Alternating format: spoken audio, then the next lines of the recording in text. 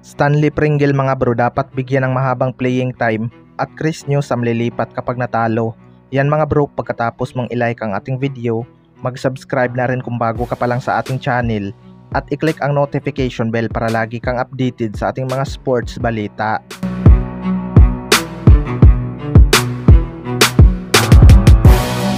So naging intense pa rin ang game 2 ng Barangay Ginebra at Meralco Bolts mga bro. Kontrolado nga ng Meralco Bolts ang buong laban at umabot pa sa 17 points ang kanilang biggest lead sa Barangay Ginebra. Pero never siday nga itong Barangay Ginebra at unti-unting hinabol ang lamang ng Meralco Bolts hanggang makalamang na sila dahil sa trace ni Stanley Pringle. Ito talaga ang isa sa nagpakaba sa Meralco Bolts noong nag-take over na itong si Stanley Pringle. Lumabas nga ang pagiging gunner ni Stanley Pringle ngayong semis mga bro.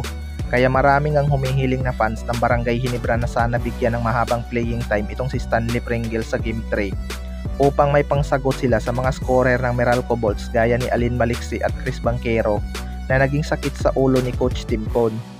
Kulang nga sa effort ang ibang player nitong Barangay Ginebra at parang tinatamad sa depensa kaya nasayang talaga ang effort ni Sistan sa opensa.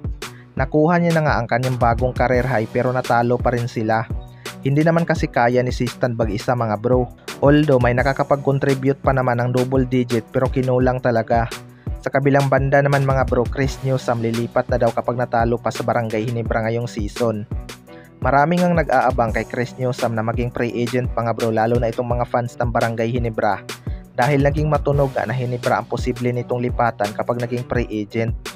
Pero mapahanggang ngayon nga mga bro ay hindi pa nangyayari at baka pumirma na rin ito ng contract extension sa Meralco Bolts dahil todo effort nga ito para manalo.